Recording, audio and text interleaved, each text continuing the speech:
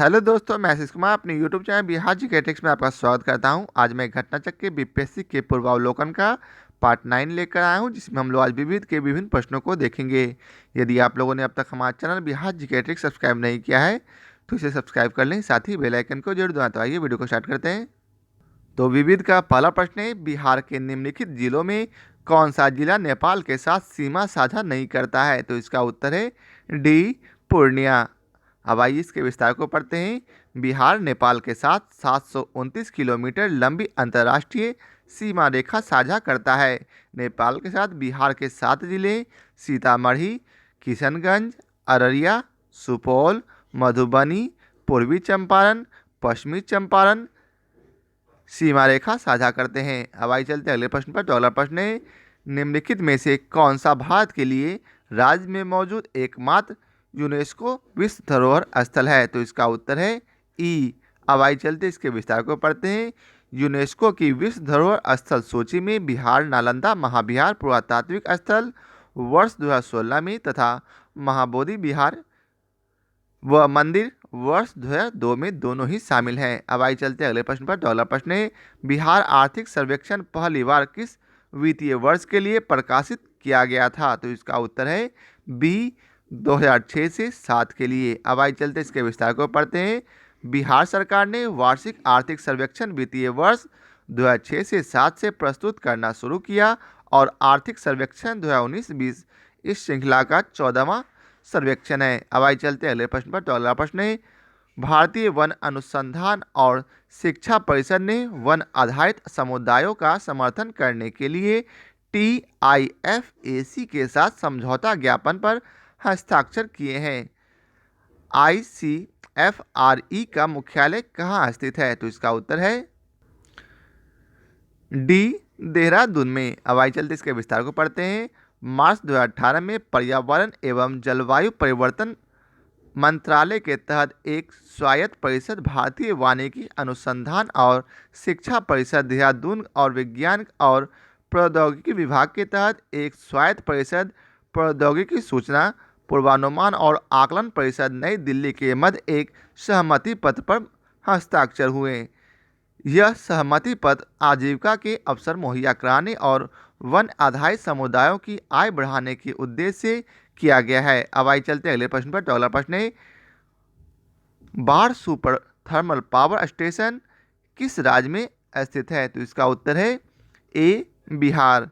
बाढ़ super thermal power station Bihar राज्य में स्थित है। इसकी 1980 मेगावाट की प्रथम यूनिट से वर्ष 2020 तक विद्युत उत्पादन होने की संभावना है। अब आइए चलते अगले प्रश्न पर। तो अगला प्रश्न है, 10,000 ईसा पूर्व में बिहार की जनसंख्या कितनी थी? तो इसका उत्तर है ई। अब आइए चलते इसके विस्तार को पढ़ते हैं। 10,000 ईसा पूर्व में विश्व की आबादी का अनुमान विभिन्न विद्वानों ने अलग अलग बताया है। किन गोल्डविक 2 मिलियन, मैक एवेडिन एवं जोन्स 4 मिलियन तथा थॉमलिनसन 1 से 10 मिलियन का अनुमान लगाया है। अतः कोई उत्तर सही नहीं माना जा सकता। अब आइए चलते हैं अगले प्रश्न पर। तो अगला प्रश्न है, बिहार का अद्वितीय त्यौहार क्या है? तो इसका उत्तर है डी, छठ पूजा। छठ पूजा बिहार का सबसे महत्वपूर्ण क्षेत्रीय त्यौहार है। छठ पूजा को बिहार का महापर्व कहा जाता है। दीपावली से ठीक 6 दिन बाद कार्तिक मास के शुक्ल पक्ष के छठे दिन यह पूजा होती है।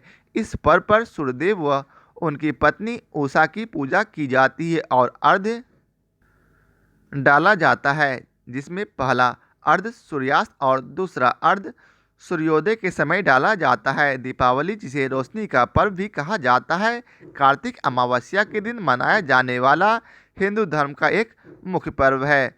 विशु केरल का प्राचीन उत्सव है। यह केरल वासियों के लिए नववर्ष का दिन है। यह मलयालम महीने मेष की पहली तिथि को मनाया जाता है। विशु को आने वाले साल के लिए सौभाग्य व अच्छी किस्मत के आगमन का प्रतीक माना जाता है। विनायक चतुर्थी पर्व प्रत्येक वर्ष भगवान विनायक अर्थात गणेश के जन्म के अवसर पर भाद्रपक्ष मास के शुक्ल चतुर्थी को महाराष्ट्र सहित संपूर्ण भारत में हिंदुओं द्वारा मनाया जाने वाला त्यौहार है। विनायक चतुर्थी महाराष्ट्र का मुख्य पर्व है। अब आइए चलते हैं अगले प्रश्न पर। तो अगला प्रश्न है, निम्नलिखित में से कौन सा शहर राष्ट्रीय राजमार्ग 2 पर स्थित नहीं है? तो इसका उत्तर है ये स्टार मार्ग से। तो आइए इसके विस्तार को पढ़ते हैं।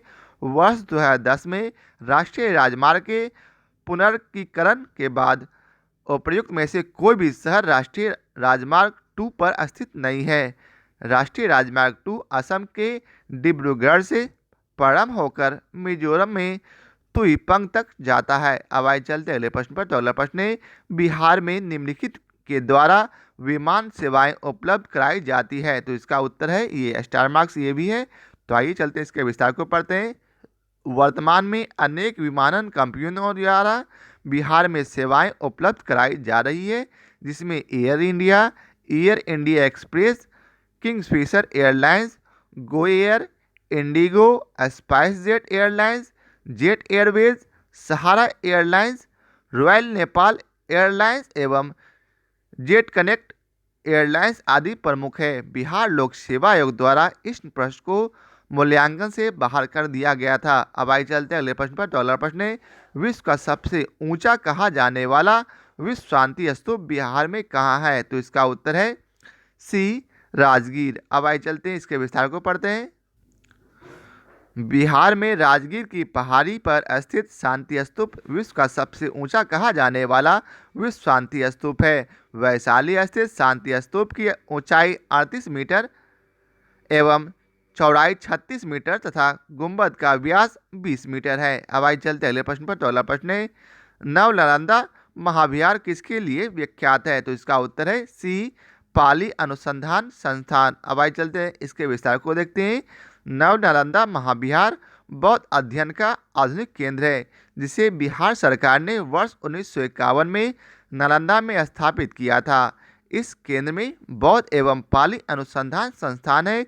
यहाँ बड़ी संख्या में श्रीलंका, जापान, कोरिया, तिब्बत, भूटान आदि देशों से पाली एवं बौद्ध अध्ययन पर अनुसंधान हेतु विद्यार्थी आते हैं। अब आइए चलते हैं अगले प्रश्न पर। तो अगला प्रश्न है, पटना अंतर्राष्ट्रीय हवाई अड्डा निम्नलिखित से सीधे जुड़ा हुआ है? तो इसका उत्तर है ये स्टार मार्क से। तो आइए इसके विस्तार को पढ़ते हैं।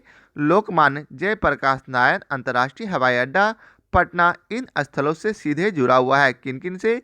तो अहमदाबाद से, बेंगलुरु से, कोलकाता से, Colombo, Dubai, Abu Dhabi, Jammu, Kathmandu, Nagpur, Ranchi, Visakhapatnam, Chennai, Hyderabad, Mumbai, Goa, Lucknow, Pune, Srinagar, नई दिल्ली, वाराणसी आदि। बिहार लोक सेवा आयोग द्वारा इस प्रश्न को मूल्यांकन से बाहर कर दिया गया है। अब आइए चलते अगले प्रश्न पर। तो अगला प्रश्न है, पूर्वी मध्य रेलवे क्षेत्र का मुख्यालय कहाँ पर स्थित है? तो इसका उत्तर है बी हाजीपुर। पूर्वी मध्य रेलवे क्षेत्र का मुख्यालय हाजीपुर है। इसके अंतर्गत सोनपुर, समस्तीपुर, दानापुर, दीनदयाल उपाध्याय तथा धनबाद मंडल आते हैं। अब आइए चलते हैं अगले प्रश्न पर। अगला प्रश्न है, बिहार के उद्योगों का कमिश्नर दफ्तर कहाँ स्थित है? तो इसका उत्तर है ए पटना में। बिहार के उद्योगों का कमिश्नर का कार्यालय पटना में स्थित है। अब आइए चलते हैं अगले प्रश्न पर। तो अगला प्रश्न है, भारत में एक समय पश्चिम बंगाल और आंध्र प्रदेश में सीमित नक्सलवाद अब इन राज्यों में भी फैल चुका है। तो इसका उत्तर है ए अर्थात उड़ीसा में, छत्तीसगढ़ में, झारखंड में और बिहार में। भारत का नक्सलवाद क्षेत्र अब उड़ीसा, छत्तीसगढ़, झारखंड, पश्चिम बंगाल, महाराष्ट्र, तेलंगाना और बिहार राज्य में विस्तारित हो चुका है। अब अगला प्रश्न है, श्री निवारण चंद्र दासगुप्ता थे कौन? तो इसका उत्तर है बी पुरुलिया से। श्री निवारण चंद्र दासगुप्ता का जन्म वर्तमान बांग्लादेश के विक्रमपुर में हुआ था। यह तत्कालीन बिहार के पुरुलिया जिला स्कूल के हेडमास्टर थे। इनकी कर्मभूमि तत्कालीन बिहार का पुरुलिया जिला ही रहा है। अब आइए चलते अगले प्रश्न पर। तो अगला प्रश्न है, बिहार में यद्यपि जमींदारी सांविधिक रूप से 1952 में हटा दी गई थी, तथापि भू नियंत्रण का सामाजिक आधार निम्नलिखित के हाथों रह गया। तो इसका उत्तर है सी प्रधान जाति के हिंदुओं के हाथों में। अब आइए चलते इसके विस्तार को पढ़ते हैं। वर्ष 1950 में बिहार सरकार द्वारा बिहार भूमि सुधार अधिनियम पारित किया गया, जिसे सर्वोच्च न्यायालय ने संस्तुति प्रदान की। वर्ष 1954 तथा वर्ष 1959 में इसमें संशोधन किया गया, लेकिन इस अधिनियम में कुछ व्यवस्था ऐसी थी जिसके तहत वे घर, बगीचा, तालाब, पुस्तकालय, व्यापार आदि के उद्देश्य से जमीन का एक बड़ा हिस्सा अपने अपने पास रख सकते थे। इसके अलावा कानून का क्रियान्वयन धीमा होने के कारण भी जमीन पर प्रधान जातियों का कब्जा बना रहा। अब आइए चलते अगले प्रश्न पर। तो अगला प्रश्न है, बिहार के प्रमुख समाचार पत्र बिहारी के संपादक थे। तो इसका उत्तर है डी, बाबू महेश्वर प्रसाद। बिहार के प्रमुख समाचार पत्र बिहारी के संपादक बाबू महेश्वर प्रसाद थे। अब अगला प्रश्न है, दक्षिण गंगोत्री स्थित है। तो इसका उत्तर है डी, अंटार्कटिका में। श्वेत महाद्वीप के नाम से प्रसिद्ध दक्षिण गोलार्ध में स्थित अंटार्कटिका में स्थापित भारत का पहला अनुसंधान केंद्र दक्षिण गंगोत्री था, जिसे वर्ष 1984 में स्थापित किया गया था। अंटार्कटिका में स्थापित भारत का दूसरा अस्थायी शोध केंद्र मैत्री है।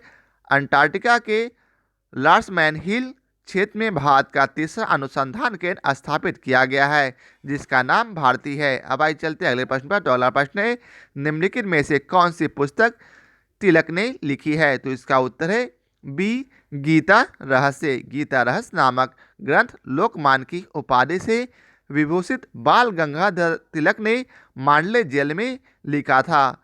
अब अगला प्रश्न है, पुस्तक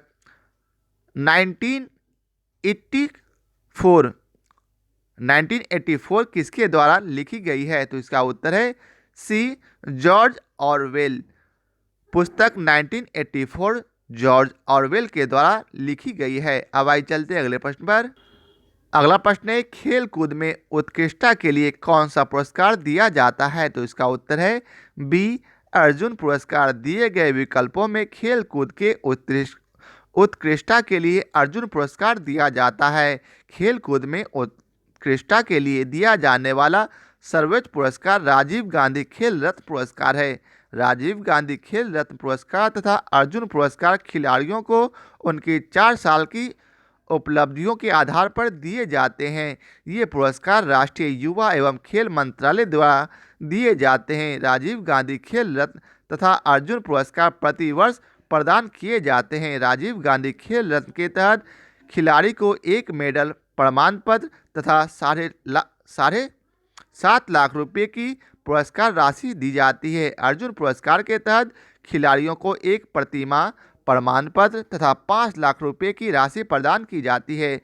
अब अगला प्रश्न है, निम्नलिखित में से किस विदेशी नागरिक को भारत रत्न प्रदान किया गया है। तो इसका उत्तर है ए, नेल्सन मंडेला। नेल्सन मंडेला को दक्षिण अफ्रीकी गोरी सरकार के विरुद्ध गांधीवादी मूल्यों के आधार पर आंदोलन चलाने तथा दक्षिण अफ्रीकी गोरी सरकार द्वारा फैलाए गए जाति विद्वेष को समाप्त कराने के लिए 1990 में भारत सरकार पुरस्कार द्वारा प्रदान किया गया। अब आइए चलते अगले प्रश्न पर। तो अगला प्रश्न है, चुने हुए देशों की अर्थव्यवस्था के संबंध में निम्नलिखित में से कौन सा कथन सही नहीं है। तो इसका उत्तर है ए, संयुक्त राज्य अमेरिका विश्व का 50% अधिक मक्का पैदा करता है, किंतु निर्यात विश्व के निर्यात का मात्र 3% ही करता है। अब आइए चलते इसके विस्तार को पढ़ते हैं।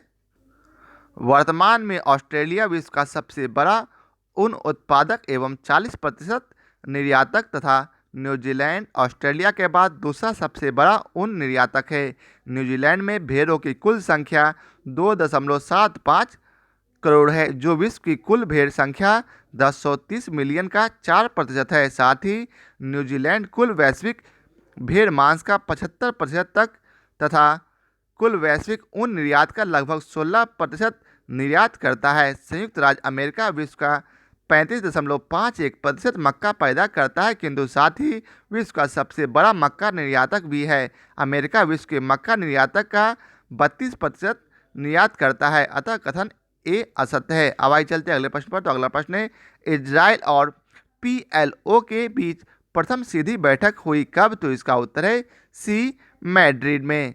इजराइल और PLO के बीच प्रथम सीधी बैठक जिसमें दोनों पक्षों के प्रतिनिधियों ने आमने सामने बैठकर वार्ता की। मैड्रिड में नवंबर 1991 में हुई थी। इस बैठक के प्रथम सूत्रधार तत्कालीन अमेरिकी विदेश मंत्री जेम्स बेकर थे। अब आइए चलते अगले प्रश्न पर।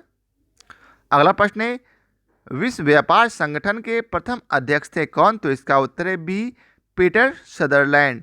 डब्ल्यूटीओ की स्थापना गेट के स्थान पर 1 जनवरी 1995 को हुई थी। ऐसी परिस्थिति में गेट के तत्कालीन महानिर्देशक पीटर सदरलैंड को ही डब्ल्यूटीओ का महानिर्देशक नियुक्त किया गया था, किंतु डब्ल्यूटीओ के विधिवत निर्वाचित प्रथम महानिर्देशक रुनेटो रुगेरियो हैं। प्रश्न में केवल डब्ल्यूटीओ के प्रथम अध्यक्ष के बारे में पूछा गया है, इसलिए विकल्प भी सही है। वर्तमान में रोबर्टो अर्जेवेडो डब्ल्यूटीओ महानिर्देशक हैं। अब आइए चलते अगले प्रश्न पर। तो अगला प्रश्न है, दामोदर घाटी निगम कब स्थापित हुई? तो आइए चलते इसके उत्तर को जानते हैं। तो इसका उत्तर है सी, 1948। केंद्र, बिहार एवं पश्चिम बंगाल की सहमति के पश्चात केंद्र ने मार्च 1948 में दामोदर घाटी निगम अधिनियम पारित किया। इस अधिनियम के तहत 7 जुलाई 1948 को भारत की प्रथम बहुउद्देशीय नदी घाटी परियोजना दामोदर घाटी निगम अस्तित्व में आई। अब आइए चलते अगले प्रश्न पर। तो अगला प्रश्न है, भद्रावती इस्पात केंद्र स्थित है? तो इसका उत्तर है बी, भद्रा नदी पर। भद्रावती इस्पात केंद्र कर्नाटक राज्य में बाबा बुदन पहाड़ी श्रृंखला के समीप भद्रा नदी पर स्थित है। बाबा बुदन श्रृंखला की पहाड़ी से लोहा, मैग्नीज और चूना पत्थर आदि खनिज प्राप्त किए जाते हैं। अब आइए चलते अगले प्रश्न पर। तो अगला प्रश्न है, स्वर्णिम त्रिकोण का तात्पर्य है? तो इसका उत्तर है सी, अर्थात थाईलैंड, म्यांमार आदि के नशीले पदार्थों का उत्पादन करने वाला क्षेत्र से। अब आइए चलते हैं इसके विस्तार को देखते हैं। स्वर्णिम त्रिकोण एशिया के 2 मुख्य अवैध अफीम उत्पादन क्षेत्रों में से एक है। 350,000 वर्ग किलोमीटर में विस्तृत स्वर्णिम त्रिकोण के अंतर्गत दक्षिण पूर्वी एशिया के 4 देश म्यांमार, लाओस, वियतनाम तथा थाईलैंड आते हैं। दक्षिण पूर्वी एशिया का दूसरा कुख्यात अवैध अफीम उत्पादक क्षेत्र अफगानिस्तान है। अफगानिस्तान, पाकिस्तान तथा ईरान को मिलाकर बनने वाले क्षेत्र को स्वर्णिम अर्धचक्र कहते हैं। अब आइए चलते हैं अगले प्रश्न पर। तो अगला प्रश्न है, South Asian coalition on child servitude report के अनुसार भारत में बंधुआ बच्चों की संख्या कितनी है? तो इसका उत्तर है बी, 5.5 करोड़। अब आइए चलते इसके विस्तार को पढ़ते हैं।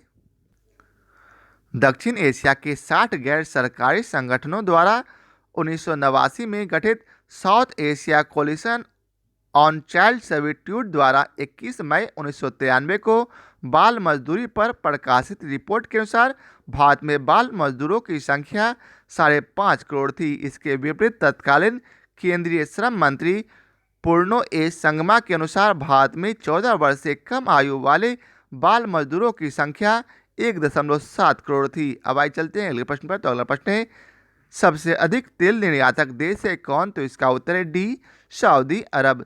सऊदी अरब का खनिज तेल निर्यात में लंबे समय से पहला स्थान बना हुआ है। दूसरे स्थान पर संयुक्त राज्य अमेरिका है। अब आइए चलते हैं अगले प्रश्न पर। तो अगला प्रश्न है, प्रकाश पादुकोण किस क्षेत्र में प्रसिद्ध हैं? तो इसका उत्तर है ए, बैडमिंटन। प्रकाश पादुकोण भारत के सुविख्यात बैडमिंटन खिलाड़ी रहे हैं। प्रकाश पादुकोण ने 1971 में जूनियर एवं सीनियर वर्ग का राष्ट्रीय खिताब प्राप्त किया तथा 1971 से 1979 तक लगातार 9 वर्षों तक सीनियर राष्ट्रीय बैडमिंटन प्रतियोगिता के विजेता रहे। 1979 में प्रकाश पादुकोण ने राष्ट्रमंडल खेल में स्वर्ण पदक प्राप्त किया। अब आइए चलते अगले प्रश्न पर। अगला प्रश्न है, एवरेस्ट शिखर पर चढ़ने वाली दूसरी भारतीय महिला थी कौन? तो इसका उत्तर है बी, संतोष यादव। हरियाणा राज्य की निवासी तथा भारत तिब्बत सीमा पुलिस में अधिकारी संतोष यादव एवरेस्ट शिखर पर विजय प्राप्त करने वाली दूसरी भारतीय महिला है। एवरेस्ट शिखर पर 2 बार चढ़ने वाली विश्व की गिनी चुनी महिलाओं में से एक संतोष यादव ने प्रथम बार मई 1992 में तथा दूसरी बार मई 1993 में एवरेस्ट शिखर पर विजय प्राप्त की। उनकी इस उपलब्धि पर भारत सरकार ने उनको वर्ष 2000 में पद्मश्री से सम्मानित किया था, जबकि बछेंद्री पाल प्रथम भारतीय महिला है, वो 1984 में एवरेस्ट पर चढ़ी थी। अब आइए चलते अगले प्रश्न पर। अगला प्रश्न है, इंडिया विंस फ्रीडम के लेखक हैं कौन? तो इसका उत्तर है बी, अब्दुल कलाम आज़ाद। अब्दुल कलाम आज़ाद लिखित इंडिया विंग्स फ्रीडम का प्रकाशन ऑरियस्ट लॉन्गमैन द्वारा वर्ष 1959 में किया गया था। उनकी इस पुस्तक में अब्दुल कलाम आज़ाद ने अपने अनुभवों तथा दृष्टिकोणों को दर्ज किया है। अब अगला प्रश्न है, भारत की राष्ट्रीय स्तनी है कौन? तो इसका उत्तर है डी, बाघ। भारत की राष्ट्रीय पशु बाघ है, जो कि एक स्तनधारी पशु है। अतः प्रश्न के अनुसार विकल्प डी सही है। बाघों की घटती संख्या के दृष्टिगत उनके संरक्षण हेतु भारत सरकार ने अप्रैल 1973 से प्रोजेक्ट टाइगर की शुरुआत की। प्रोजेक्ट टाइगर कार्यक्रम के अंतर्गत अब तक 50 टाइगर रिजर्व की स्थापना की जा चुकी है। अब अगला प्रश्न है, कलिंग पुरस्कार दिया जाता है? तो इसका उत्तर है बी, विज्ञान को लोकप्रिय बनाने के लिए। विज्ञान को लोकप्रिय बनाने के लिए प्रदान किए जाने वाले कलिंग पुरस्कार की शुरुआत 1952 में हुई थी। यूनेस्को द्वारा प्रदान किए जाने वाले इस पुरस्कार के प्रथम प्राप्तकर्ता फ्रांस के लुइस डे ब्रोगली हैं। भारत को अब तक 8 बार कलिंग पुरस्कार प्राप्त हो चुका है। कलिंग पुरस्कार प्राप्तकर्ता को इनाम स्वरूप $40,000 तथा एल्बर्ट आइंस्टीन रजत पदक प्रदान किया जाता है। अब अगला प्रश्न है, संसार का सबसे बड़ा स्टेडियम अवस्थित है? तो इसका उत्तर है डी, संयुक्त राज्य अमेरिका में। अब आइए चलते हैं इसके विस्तार को पढ़ते हैं। संसार का सबसे बड़ा स्टेडियम इंडियानापोलिस मोटर स्पीडवे संयुक्त राज्य अमेरिका में अवस्थित है। वर्ष 1909 में निर्मित तथा विश्व की सर्वाधिक दर्शक क्षमता वाले इस स्टेडियम में 257,000 दर्शकों के बैठने की अस्थायी व्यवस्था है, जिसे बढ़ाकर 400,000 तक किया जा सकता है। इसके विपरीत कोरिया गणराज्य के प्योंगयांग में स्थित फुटबॉल के सबसे बड़े स्टेडियम एनग्राडो में डे स्टेडियम की दर्शक क्षमता 150 अर्थात 1.5 लाख ही है। अब आइए चलते अगले प्रश्न पर। तो अगला प्रश्न है, autobiography of an unknown Indian लिखा है किन्होंने? तो इसका उत्तर है ए, नीरज सिंह चौधरी ने। The autobiography of an unknown Indian भारतीय मूल के लेखक नीरज सिंह चौधरी द्वारा 1951 में रचित पुस्तक है। आत्मकथात्मक विधा में रचित इस पुस्तक को नीरज सिंह चौधरी ने 1897 में किशोरगंज में अपने जन्म से प्रारंभ किया है। इस पुस्तक में उन्होंने अपने मानसिक और बौद्धिक विकास, कलकत्ता में अपने जीवन के विकास, प्रतीक चिन्हों के ह्रास के अपने अनुमान का चित्रण किया है। भारतीय परिस्थितियों में परिवर्तन और ऐतिहासिक ताकत के भारत से निष्कासन को अपनी पुस्तक में एक भयावह अनुभव बताया है। अब आइए चलते अगले प्रश्न पर। तो अगला प्रश्न है, अनीता रॉडिक किसकी लेखिका है? तो इसका उत्तर है सी, बिजनेस एज अनयूजुअल। अब आइए चलते हैं इसके विस्तार को पढ़ते हैं। अनीता रॉडिक ने बिजनेस एंड अनयूजुअल की रचना 2001 में की थी। अनीता रॉडिक की अन्य कृतियाँ हैं body and soul, take it personally, a revolution in kindness आदि। इसके अतिरिक्त अनीता रॉडिक ने getting to the better future, a matter of conscious choosing की रचना जॉन ई रेनन तथा the no nonsense guide to fair trade की रचना Davis ransom के साथ मिलकर की है। अब अगला प्रश्न है, ग्रीन पीस क्या है? तो इसका उत्तर है सी, पर्यावरण समर्थकों का एक अंतर्राष्ट्रीय संगठन।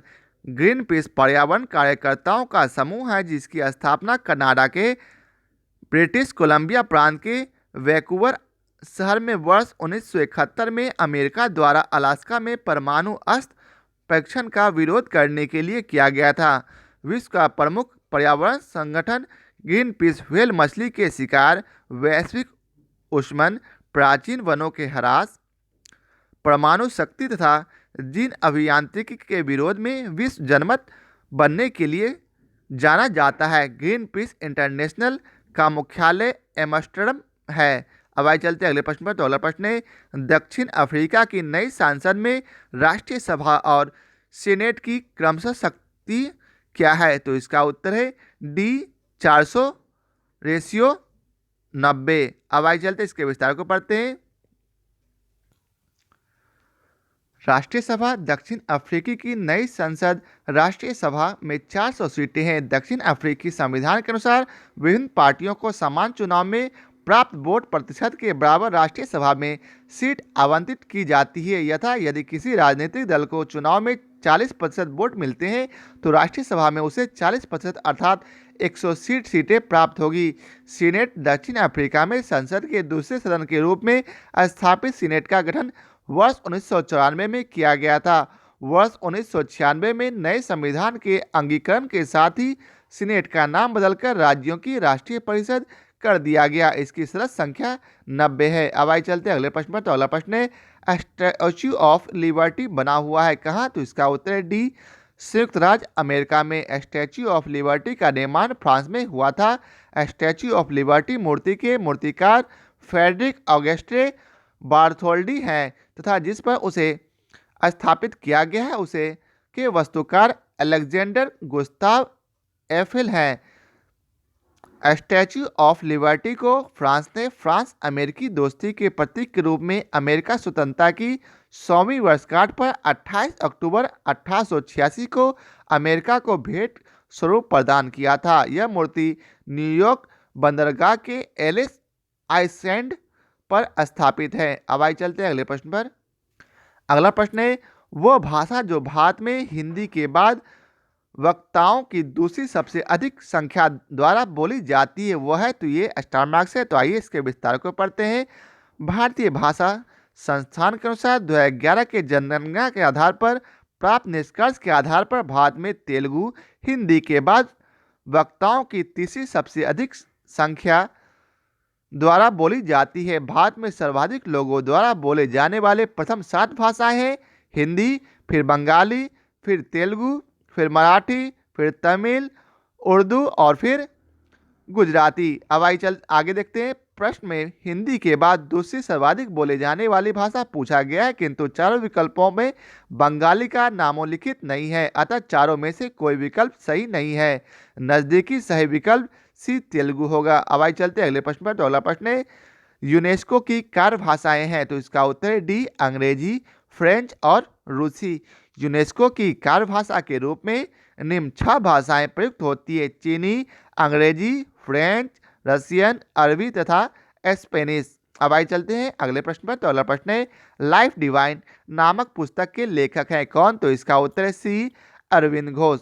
लाइफ डिवाइन अरविंद घोष द्वारा 2 भागों में लिखित 58 अध्यायों में विभक्त पुस्तक है। इस पुस्तक में अरविंद घोष ने अपनी अंतर्ज्ञान के आधार पर पश्चिमी विचार एवं पूर्वी अध्यात्मवाद का संश्लेषण प्रस्तुत किया है। इस पुस्तक के अतिरिक्त अरविंद घोष ने आध्यात्मिक कविता Savitri, the synthesis of yoga, Gita पर निबंध, the human cycle, the ideal of human unity तथा द फ्यूचर ऑफ पोएट्री आदि लेख एवं कविताएं लिखी हैं। अब अगला प्रश्न है, द मूर्स लास्ट साई के लेखक है कौन? तो इसका उत्तर है बी सलमान रुश्दी। अब आइए चलते इसके विस्तार को पढ़ते हैं।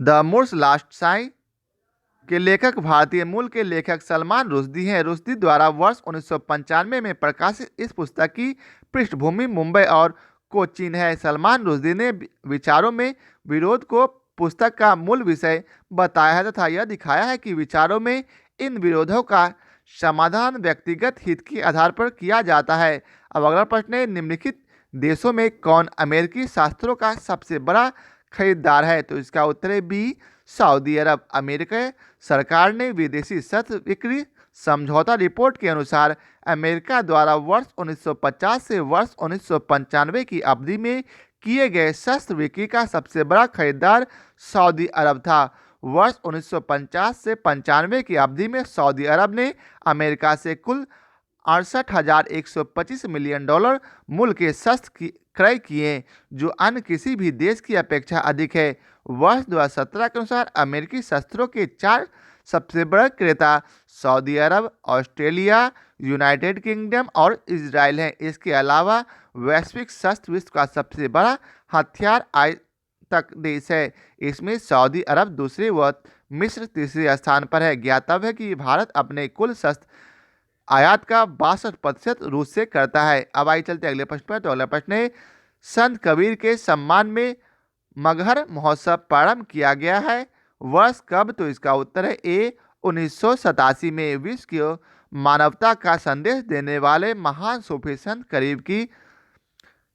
कबीर की महापरिनिर्वाण स्थली पर वर्ष 1987 से लगातार मगहर महोत्सव का आयोजन होता आ रहा है, परंतु 2012 एवं 2017 में विधानसभा चुनाव के कारण यह आयोजन स्थगित कर दिया गया था। यह महोत्सव 12 से 18 जनवरी के मध्य आयोजित होता है। अब अगला प्रश्न है, पूर्व सोवियत संघ का कौन सा पहला गणराज्य था जिसने अपने को स्वतंत्र घोषित किया? तो इसका उत्तर है लिथुआनिया। अब आइए चलते इसके विस्तार को पढ़ते हैं। पूर्व सोवियत संघ से स्वयं को सर्वप्रथम स्वतंत्र घोषित करने वाला गणराज्य लिथुआनिया है। लिथुआनिया ने स्वयं को 11 मार्च 1990 को स्वतंत्र किया। वहीं जॉर्जिया ने 9 अप्रैल 1991 को, एस्टोनिया ने 20 अगस्त 1991 को और यूक्रेन ने 24 अगस्त 1991 को खुद को स्वतंत्र किया। अगला प्रश्न है, किस खेल के लिए थॉमस कप पुरस्कार दिया जाता है? तो इसका उत्तर है डी, बैडमिंटन के लिए। थॉमस कप पुरुषों के लिए बैडमिंटन की अंतर्राष्ट्रीय टीम स्पर्धा है। अंतर्राष्ट्रीय बैडमिंटन संघ अर्थात IBF के प्रथम अध्यक्ष सर जॉन एलन थॉमस द्वारा 1939 में इस प्रतियोगिता का विचार दिया गया था। प्रथम थॉमस कप का आयोजन 1948 से 49 में क्विस हॉल प्रिस्टन में हुआ था। प्रथम थॉमस कप मलेशिया ने डेनमार्क को 8-1 से हराकर जीता था। थॉमस कप प्रतियोगिता 2018 का विजेता चीन जापान को हराकर बना है। अब आइए चलते अगले प्रश्न पर। तो अगला प्रश्न है, डुरंड कप किस खेल से संबंधित है? तो इसका उत्तर है बी, फुटबॉल।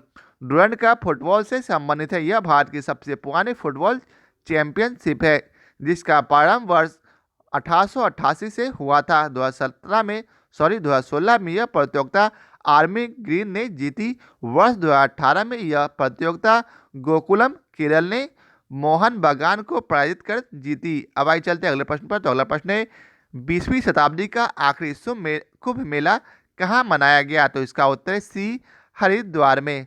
शताब्दी का आखिरी कुंभ मेला हरिद्वार में वर्ष 1998 में आयोजित हुआ था। भारत में हरिद्वार के अतिरिक्त अन्य 3 स्थानों इलाहाबाद, नासिक और उज्जैन में प्रति 12 वर्ष पर कुंभ मेले का आयोजन होता है। अब आइए चलते अगले प्रश्न पर।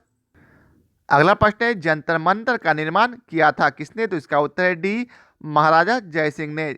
जयपुर स्थित जंतर मंतर का निर्माण सवाई राजा जय सिंह ने किया था। यह मुबारक महल के बाहरी प्रांगण में स्थित है। सम्राट यंत्र, रामतंत्र, राशि विलय यंत्र, कपाली यंत्र जंतर मंतर वेधशाला के प्रमुख यंत्र हैं, जिससे सूर्य एवं चंद्र की गति और तारों की स्थिति शुद्ध रूप से दर्शाई गई है और 1 सेकेंड के 10वें हिस्से तक ठीक ठीक समय ज्ञात हो जाता है। उल्लेखनीय है कि सवाई जय सिंह ने ज्योतिष एवं नक्षत्र विज्ञान के अनुसंधान हेतु 5 वेधशालाएं दिल्ली, मथुरा, उज्जैन, वाराणसी व जयपुर में बनवाई, जिसमें से जयपुर की वेधशाला सबसे बड़ी तथा अत्यंत तर्कसंगत है। अब अगला प्रश्न है, एक वयस्क भारतीय हाथी का भार लगभग होता है कितना? तो इसका उत्तर है सी, 5000 किलोग्राम। एक वयस्क भारतीय हाथी का भार 2000 से 5000 किलोग्राम के बीच होता है। अब तक का सबसे वजनी हाथी अफ्रीका में पाया गया है, जिसका भार लगभग 7000 किलोग्राम था। एक वयस्क भारतीय हाथी प्रतिदिन 250 से 300 किलोग्राम तक का भोजन करता है। अब आइए चलते हैं अगले प्रश्न पर। स्विट्जरलैंड में बोली जाने वाली प्रधान भाषाएं हैं कौन? तो इसका उत्तर है डी, जर्मन, फ्रेंच और इटालियन। अब आइए चलते इसके विस्तार को पढ़ते हैं। स्विट्जरलैंड में बोली जाने वाली प्रधान भाषाएं जर्मन, फ्रेंच, इटालियन है। इसके अतिरिक्त रोमानेस भाषा भी स्विट्जरलैंड में बोली जाती है, किंतु इसके बोलने वाले की संख्या बहुत कम अर्थात 0.9% है। अब आइए चलते अगले प्रश्न पर। भारत में जन्मे 2 अमेरिकी नागरिक जिन्हें विज्ञान के क्षेत्र में नोबेल पुरस्कार मिला है, वे हैं कौन? तो इसका उत्तर है डी हरगोविंद खुराना और एस चंद्रशेखर। अब आइए चलते हैं इसके विस्तार को पढ़ते हैं। खगोल शास्त्री एस चंद्रशेखर को 1983 में भौतिक शास्त्र में चंद्रशेखर सीमा के लिए तथा हरगोविंद खुराना को चिकित्सा के क्षेत्र में कृत्रिम जीन के संश्लेषण के लिए 1968 का नोबेल पुरस्कार दिया गया। दोनों वैज्ञानिकों का जन्म भारत में हुआ था, किंतु इन्होंने अमेरिका की नागरिकता ग्रहण कर ली है। अब आइए चलते हैं अगले प्रश्न पर। तो अगला प्रश्न है, वह कौन एकमात्र भारतीय है जिसको ग्रेट ब्रिटेन ने लॉर्ड का खिताब दिया है? तो इसका उत्तर है सी स्वराज पाल। अब आइए चलते हैं इसके विस्तार को पढ़ते हैं। भारतीय मूल के स्वराज पाल को ब्रिटेन ने लॉर्ड का खिताब दिया है। स्वराज पाल को ब्रिटेन ने वर्ष 1996 में लाइफ पीर की उपाधि प्रदान की। लाइफ पीर की उपाधि प्राप्त व्यक्ति आजीवन हाउस ऑफ लॉर्ड का मानक सदस्य बना रहता है। अब आइए चलते हैं अगले प्रश्न पर। तो अगला प्रश्न है, इन देशों में से कौन सा देश संयुक्त राष्ट्र संघ का अस्थायी सदस्य नहीं है? तो इसका उत्तर है बी जर्मनी। अब आइए चलते हैं इसके विस्तार को पढ़ते हैं। संयुक्त राष्ट्र संघ की सुरक्षा परिषद के 5 अस्थायी सदस्य फ्रांस, ब्रिटेन, चीन, रूस तथा संयुक्त राज्य अमेरिका हैं। अब आइए चलते हैं अगले प्रश्न पर। तो अगला प्रश्न है, इस सदी की शुरुआत में हवाई जहाज की आविष्कार किसने किया था? तो इसका उत्तर है ए राइट ब्रदर्स। अब आइए चलते हैं इसके विस्तार को पढ़ते हैं।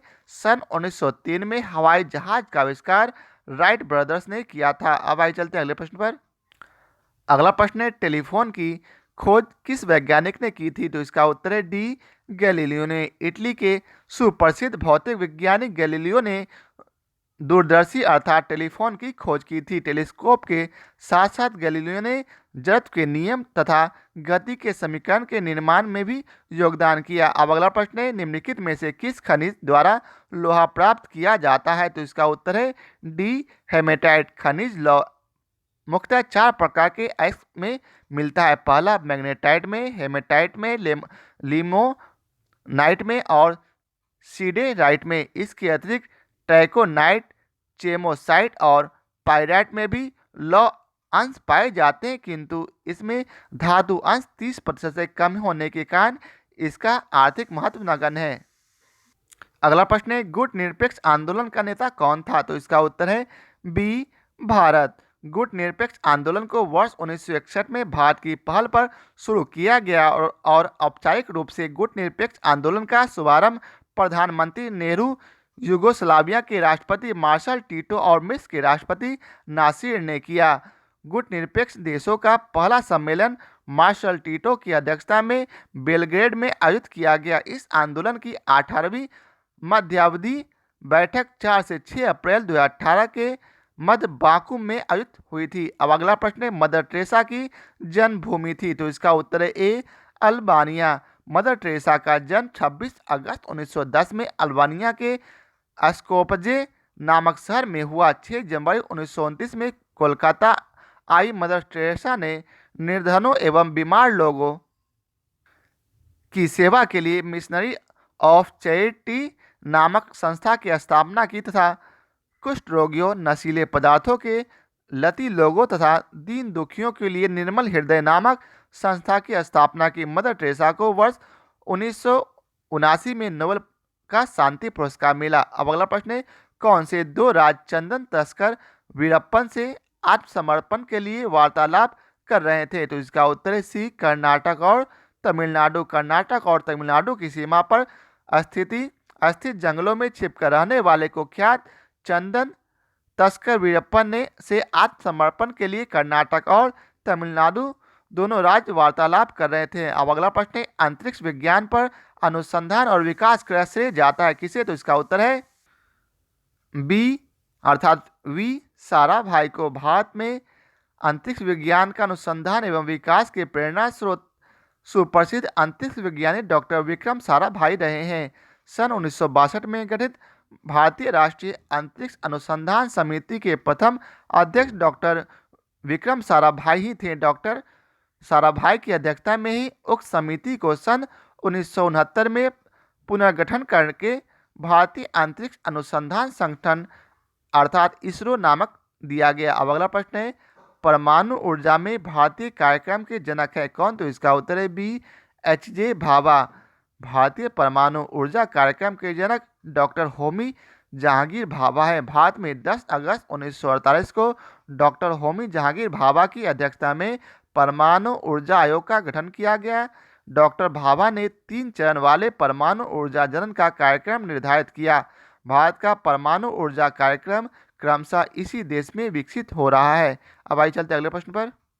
अगला प्रश्न है, शांति उद्देश्यों हेतु परमाणु शक्ति का उपयोग करने के में भारत किस देश से बहुत ही ज़्यादा आगे है? तो इसका उत्तर है बी, पाकिस्तान से। भारत के परमाणु परीक्षण के अनुसरण में परमाणु परीक्षण करने वाले पाकिस्तान का परमाणु कार्यक्रम परमाणु हथियार विकसित करने पर केंद्रित है, जबकि भारत के परमाणु कार्यक्रम का मुख्य उद्देश्य परमाणु विद्युत जनन के माध्यम से उनका शांतिपूर्व प्रयोग है। भारत ने वर्ष 1948 में परमाणु ऊर्जा अधिनियम पारित कर परमाणु अनुसंधान का उपयोग शांतिपूर्वक प्रगति के उद्देश्य से करने की स्पष्ट घोषणा की। भारत परमाणु विद्युत जनन एवं परमाणु संबंधी अन्य ऐसे प्रयोगों जो मानव जीवन को उन्नत बनाते हैं के दृष्टिगत पाकिस्तान से बहुत आगे हैं। अब अगला प्रश्न है, भारत में निर्मित टैंक का नाम है? तो इसका उत्तर है बी, अर्जुन। भारत द्वारा स्वदेशी निर्मित मुख्य युद्ध टैंक अर्जुन को 15 जून 1993 को सफल परीक्षण के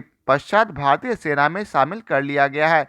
इस टैंक का विकास रक्षा एवं अनुसंधान विकास DRDO द्वारा भारत हैवी इलेक्ट्रॉनिक्स लिमिटेड अर्थात भेल भारत अर्थ मूवर्स BEM आदि के सहयोग से किया गया है। यद्यपि अर्जुन टैंक का विकास भारत में ही किया गया है, किंतु इस टैंक की ऊर्जा एवं संचार प्रणाली आयातित है। अब अगला प्रश्न है, मोहाजिर कौमी आंदोलन क्या है? तो इसका उत्तर है बी, पाकिस्तान में बसे उत्प्रवासी मुसलमानों का एक राजनीतिक दल।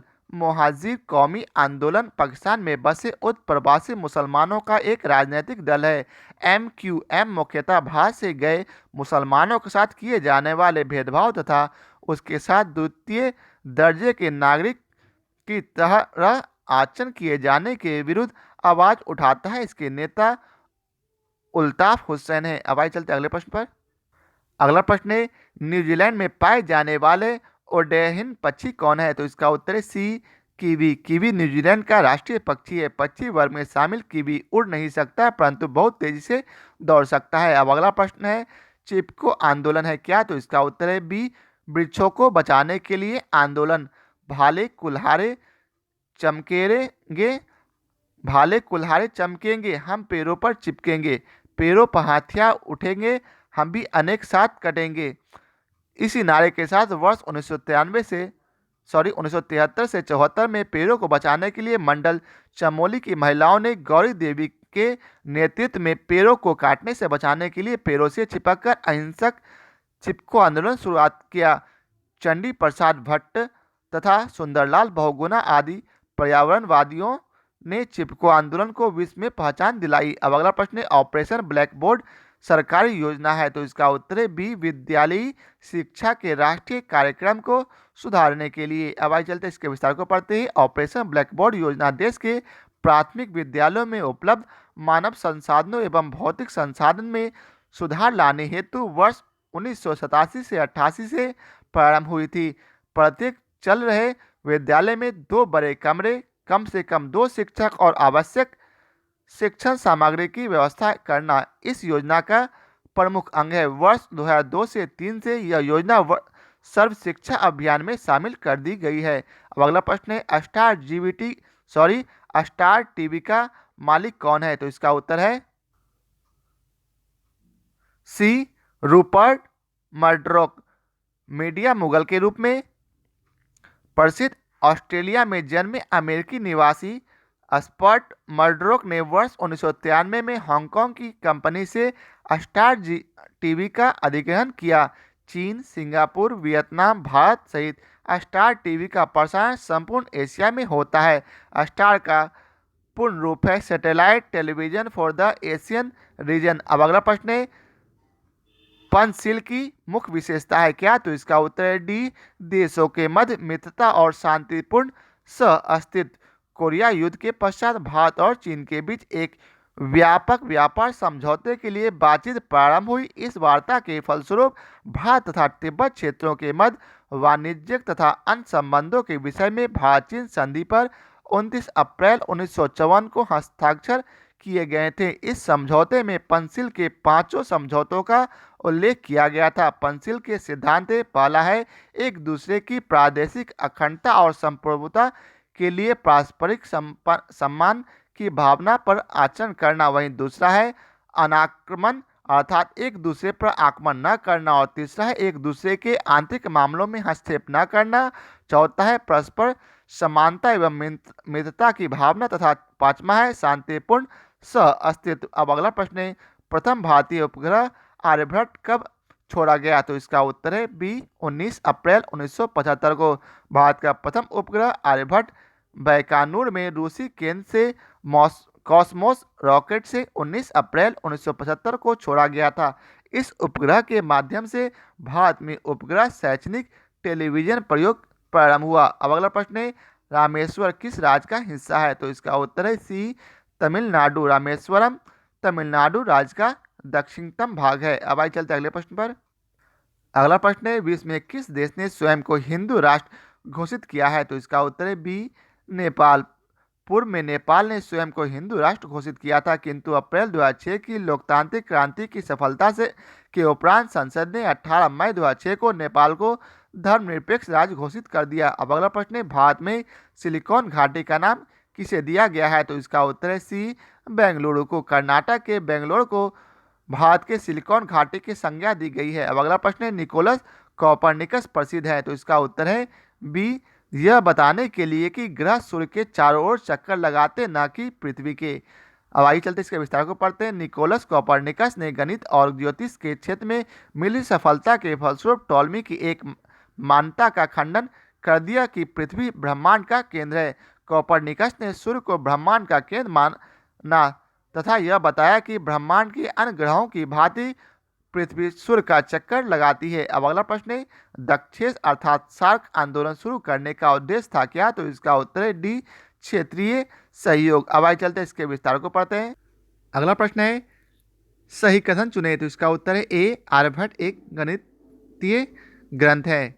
आर्यभट्ट 5वीं सदी ईसा पूर्व के महान खगोल शास्त्री गणितज्ञ तथा ज्योतिषाचार्य थे।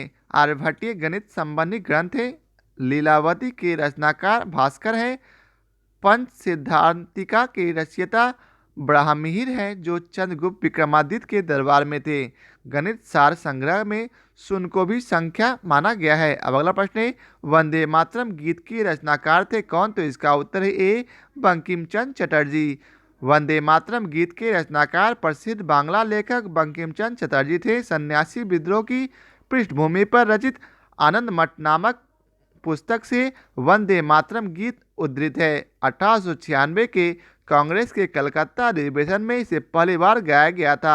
अब अगला प्रश्न है ट्रायम्फ ऑफ द स्पिरिट नामक रचना संबंधी निम्नलिखित कथनों में से कौन सत्य है? तो इसका उत्तर है डी उपरोक्त सभी, अर्थात इनकी रचयिता रोमी देव है।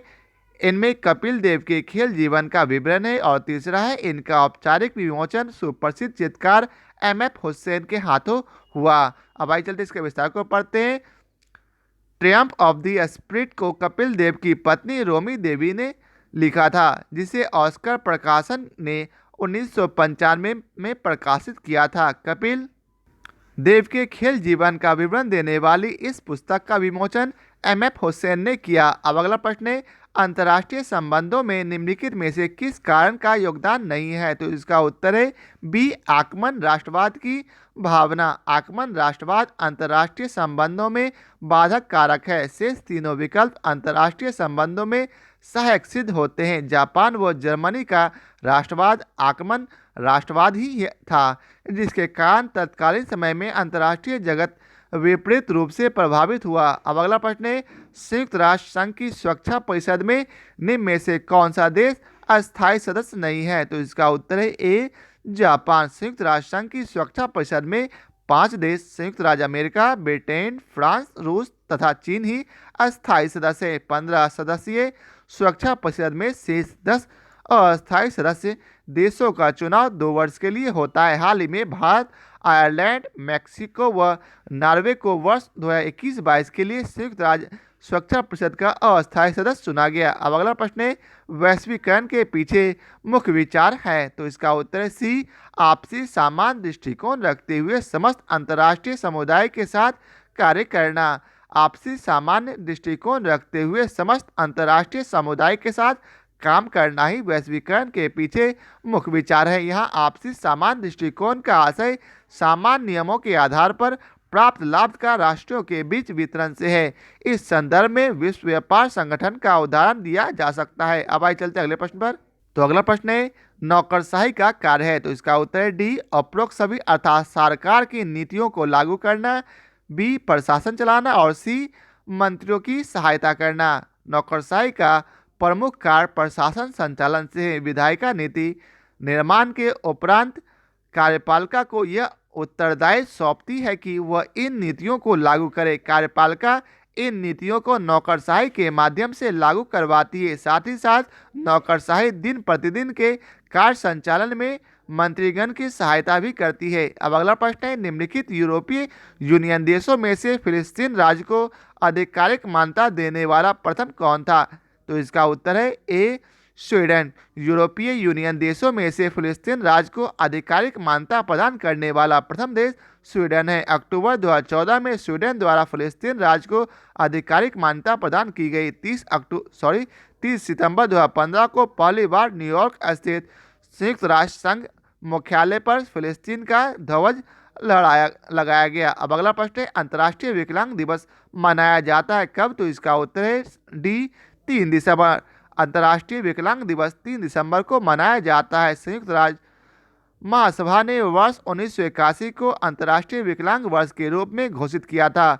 संयुक्त राष्ट्र संघ ने 31 दिसंबर 1992 से प्रति वर्ष अंतर्राष्ट्रीय विकलांग दिवस को मनाने की स्वीकृति प्रदान की थी। वर्तमान में विश्व की कुल जनसंख्या का लगभग 15% जनसंख्या विकलांगता से ग्रसित है। अब अगला प्रश्न है, प्रभावित देवी किस क्षेत्र की स्वतंत्रता संग्राम सेनानी थी? तो इसका उत्तर है बी, पटना की। अब आइए चलते इसके विस्तार को पढ़ते हैं।